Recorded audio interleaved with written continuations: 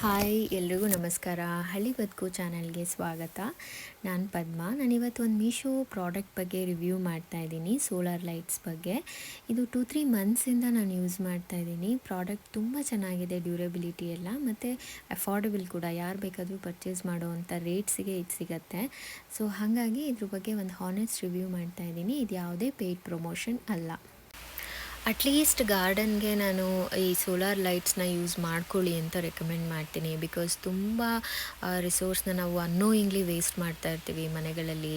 ನಮ್ಮ ಲಕ್ಸುರಿ ಎಲ್ಲಿವರೆಗೂ ಎಕ್ಸ್ಟೆಂಡ್ ಆಗಿದೆ ಅಂತ ಅಂದರೆ, ಮನೆ ಒಳಗಡೆ ಅಂಗಳ ಮತ್ತು ಹೋಟೆಲ್ಸ್ ಥರ ಚಿಕ್ಕ ಪುಟ್ಟ ಗಿಡಗಳು ಎಲ್ಲೆಲ್ಲೆಲ್ಲ ಇರುತ್ತೋ ಅಲ್ಲಲ್ಲೆಲ್ಲ ಲೈಟ್ಸ್ನ ಹಾಕ್ಕೊಂಡಿರ್ತೀವಿ ನಾವು. ಇದು ಸುಮ್ಮನೆ ಗೊತ್ತಿಲ್ಲದೆ ಇರೋವಂಥ ಖರ್ಚು ಅಂತ ನಂಗಂತ ಅನಿಸುತ್ತೆ. ಸುಮ್ಮನೆ ದುಡ್ಡನ್ನ ವೇಸ್ಟ್ ಮಾಡ್ತಾಯಿದ್ದೀವಿ ಅಂತ ಅನಿಸುತ್ತೆ. ಸೊ ಇವಾಗೆಲ್ಲ ಹೊಸದಾಗಿ ಮನೆ ಕಟ್ಟೋರೆಲ್ಲ ಇದನ್ನು ಸೋಲಾರ್ ಪ್ಯಾನಲ್ಸ್ನ ಆಲ್ರೆಡಿ ಪ್ಲ್ಯಾನ್ ಮಾಡಿಕೊಂಡೇ ಕನ್ಸ್ಟ್ರಕ್ಟ್ ಮಾಡ್ತಾರೆ. ಅದೊಂದು ಒಳ್ಳೆಯ ಯೋಜನೆ. ಇವಾಗ ನೋಡಿ, ನಾನು ಮೀಶೋದಲ್ಲೇ ಒಂದು ಪೇಜ್ ಇಲ್ಲಿ ಹಾಕಿದ್ದೀನಿ. ಇದು 293 ರುಪೀಸ್ಗೆ 4 LED ಲೈಟ್ಸ್ ಬರುತ್ತೆ.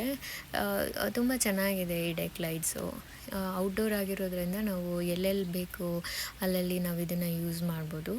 ಆ್ಯಂಡ್ ಡಿಸ್ಕ್ರಿಪ್ಷನ್ ಕೂಡ ಇಲ್ಲಿ ಹಾಕಿದ್ದೀನಿ ನೋಡಿ. ಇದು ಸಮ್ವೇರ್ ಅರೌಂಡ್ ಇವಾಗ ಒಂದು 500 ರುಪೀಸ್ಗೆ 8 ಲೈಟ್ಸ್ ಅವೈಲಬಿಲಿಟಿ ಇದೆ ಮೀಶೋನಲ್ಲಿ. ಇದು ನೋಡಿ, ನಾನು 2 ಮಂತ್ಸ್ ಆಯಿತು ಅನ್ಬಾಕ್ಸ್ ಮಾಡ್ತಾಯಿದ್ದೆ. ಅದು ವಿಡಿಯೋ ಮಾಡಿಟ್ಕೊಂಡಿದ್ದೆ ನೋಡೋಣ ಅಂತ ಅಂದ್ಬಿಟ್ಟು. ಇದು 2 ಲೈಟ್ನ ನಾನು ಇಲ್ಲಿ ತೋರಿಸ್ತಾ ಇದ್ದೀನಿ. ಆಲ್ರೆಡಿ ಇನ್ನು 2 ಲೈಟ್ ನಾನು ಇನ್ಸ್ಟಾಲ್ ಮಾಡಿದ್ದೀನಿ ಝೆನ್ ಗಾರ್ಡನ್ಗೆ. ಈ ಥರ ಒಂದು ಹಿಂದೆ ಹೀಗಿರುತ್ತೆ. ಆ್ಯಂಡ್ ಇನ್ನೂ ಒಂದು ಸಜೆಷನ್ ಏನಂತಂದರೆ, ನಾವಿವಾಗ ಲೈಟ್ಸ್ ಎಲ್ಲ ಕೊಂಡ್ಕೊಳ್ಳೋವಾಗ ಆ ಥರದಲ್ಲಿ ಸೆಲ್ ಇರೋ ಅಂಥ ಲೈಟ್ಸ್ನ ಕೊಂಡ್ಕೊಳ್ತೀವಿ. ಅದು ಬೇಡ ಅಂತ ನನ್ನ ಅಭಿಪ್ರಾಯ.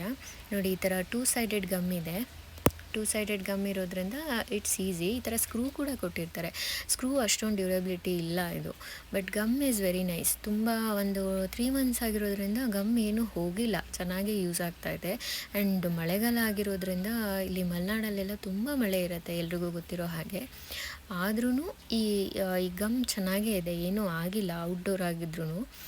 ಸೊ ತೋರಿಸ್ತೀನಿ ನನ್ನ ಗಾರ್ಡನಲ್ಲಿ ನಾನು ಹೇಗೆ ಯೂಸ್ ಮಾಡ್ತಾಯಿದ್ದೀನಿ ನೋಡಿ. ಈ ಥರ ಸ್ಟಿಕ್ ಮಾಡ್ಬೋದು ಇದನ್ನು. ಈಗ ಗಾರ್ಡನಲ್ಲಿ ನೋಡಿ, ಇದೇನು ತುಂಬ ದೊಡ್ಡ ಝೆನ್ ಗಾರ್ಡನ್ ಅಲ್ಲ. ನಾನು ಸುಮ್ಮನೆ ನಂದು ಸ್ವಂತ ಮನೇಲಿರುವಂಥ ಬುದ್ಧನ ಹಾಗೇ ಇತ್ತು ಮನೆಯೊಳಗಡೆ ಅಂತ ಇದು ಕೈ ತೋಟದಲ್ಲಿ ಸುಮ್ಮನೆ ಹಾಗೆ ಇಟ್ಟಿದ್ದೀನಿ, ಚೆನ್ನಾಗಿರತ್ತೆ ಅಂತ ಅಂದ್ಬಿಟ್ಟು. ಮಳೆಗಾಲ ಎಲ್ರಿಗೂ ಕಾಣಿಸ್ತಾ ಇದೆ ಎಷ್ಟು ಹಸಿರಾಗಿದೆ ಸುತ್ತ ಅಂತ. ಈ ಥರ 2 ಲೈಟ್ಸ್ನ ಸ್ಟಿಕ್ ಮಾಡ್ಕೊಂಡಿದ್ದೀನಿ. ಒಂದು ಚಿಕ್ಕದು ಪಾಟಿಗೆ, ಇನ್ನೊಂದು ಕೆಳಗಡೆ ಪ್ಲಾಸ್ಟಿಕ್ ಏನೋ ಒಂದು ಪ್ರಾಡಕ್ಟ್ ಇತ್ತು, ಅದಕ್ಕೆ ಸ್ಟಿಕ್ ಮಾಡಿಬಿಟ್ಟಿದ್ದೀನಿ. ಬುದ್ಧಂದು ಫೇಸು ನೈಟ್ ಟೈಮ್ ರಿಫ್ಲೆಕ್ಟ್ ಆಗಲಿ ಅಂತ ಅಂದ್ಬಿಟ್ಟು. ಔಟ್ಡೋರ್ ಆಗಿರೋದ್ರಿಂದ ಸೂರ್ಯನ ಕಿರಣಗಳು ಡೈರೆಕ್ಟಾಗಿ ಅದ್ರ ಮೇಲೆ ಬಿದ್ದರೆ ಚೆನ್ನಾಗಿ ಚಾರ್ಜ್ ಆಗಲಿಕ್ಕೆ ಹೆಲ್ಪ್ ಆಗುತ್ತೆ. ಇನ್ನೂ ಒಂದೇನೆಂದರೆ, ಇದು ಆಟೋ ಆನ್ ಆ್ಯಂಡ್ ಆಫ್. ನಾವೇನು ಆನ್ ಮಾಡಬೇಕು ಆಫ್ ಮಾಡಬೇಕು ಅಂತ ಏನಿರಲ್ಲ, ಅದು ಚೆನ್ನಾಗಿರುತ್ತೆ ಆಪ್ಷನ್ನು.